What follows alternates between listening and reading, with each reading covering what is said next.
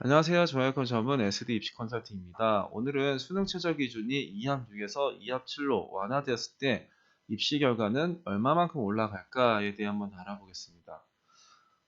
일단은 2019학년도에 상명대는 최저 기준이 2합 6이었는데 2020학년도부터 최저 기준이 2합 7로 바뀌었어요. 그때 상명대 문과 입시 결과를 보면은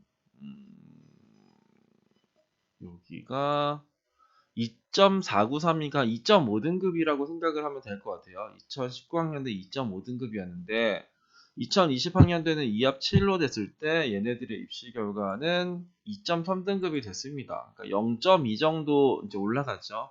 어느 학과는 더 올라가고 어느 학과는 덜 올라가고 어느 학과는 떨어졌을 수도 있는데 그냥 전체적으로 2.5가 2.3이 되었다. 이렇게 보시면 될 것 같아요.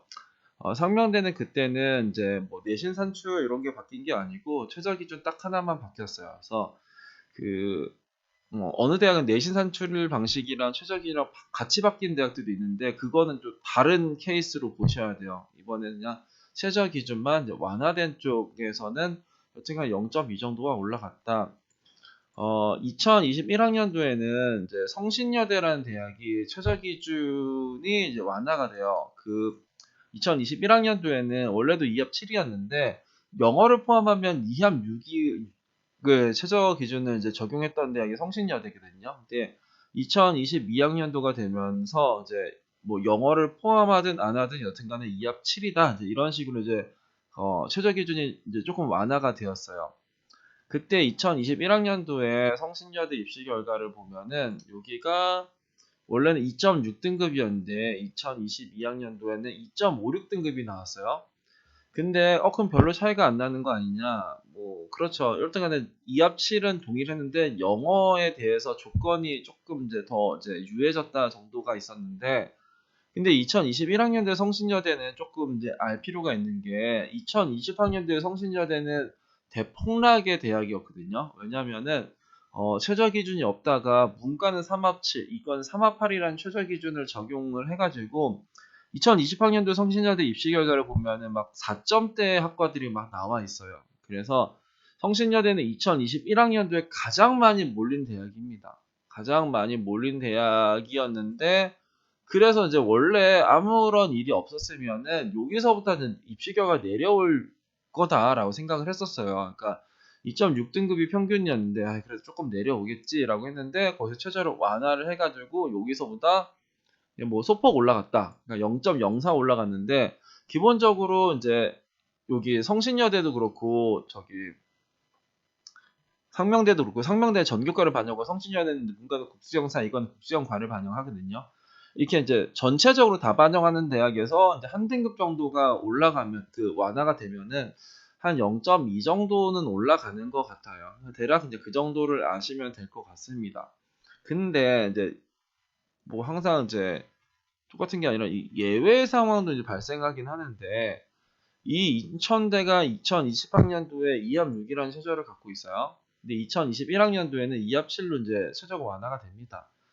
2020학년도에 인천대의 입시 결과는 어떤 거였냐? 2.54였어요. 평균 2.54였는데 그 2021학년도가 되니 얘네들의 입시 결과는 2.84로 오히려 내려갑니다. 그러니까 최저 기준이 완화되었는데 왜 입시 결과가 더 내려갔을까? 되게 특이한 상황이었어요. 그래서 근데 인천대는 이제 뭔가 우리가 뭐 이유를 한번 찾아보자고 하면은 2020학년도까지만 해도 이제 인천대는 INU 교과 전형이랑 그 교과 성적 우수자 이게 이제 나뉘었어요. 그러니까 교과가 두 개로 쪼개졌던 거죠. 근데 2021학년도가 되면서 INU 교과 전형이 폐지가 되면서 그 모집 인원을 이제 교과 성적 우수자로 선발을 하는 거예요. 그러니까 예를 들어 교과 성적 우수자로 6명 뽑았고 INU 교과로 6명 뽑았는데 이 INU가 없어지면서 뭐 교과 성적 우수자로 12명 뽑는 이제 모집 인원이 확 늘어난 거죠. 그러면서 최저가 완화되었을 때는 요런 또 특이한 일들도 발생하기도 하는구나 정도를 우리가 알면 될 것 같아요. 기본적으로 우리가 인서울에 한 2점대 중후반 정도에서는 한 0.2 정도 올라갔는데 예를 들어서 근데 평균이 2.5, 2.6이 아니라 평균이 3.5, 3.6 이런 대학들도 있겠죠. 이제 그런 대학에서는 올라가는 폭이 조금 더 높을 수도 있을 거예요. 그러니까 2.5에서 더 올라갈 폭이 그렇게 크진 않죠. 이미 높은 점수에서 뭐 최저가 한 등급 내려갔다고 해서 막 대폭해가지고 막 1점대로 올라가고 이제 그럴 수는 없는 거고.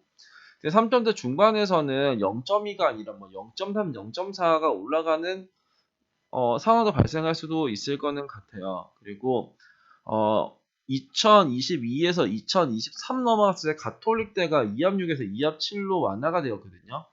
그냥 가톨릭대가 기본적으로 이제 3점대, 그러니까 2점대 후반에서 3점대 초반 정도 학생이 지원할 수 있는 대학인데, 그 대학에서 2합 6에서 2합 7로 최저가 완화되었을 때 어떤 상황이 발생했는지는 입시 결과가 나오면 한번 확인해 보시면 될 것 같습니다.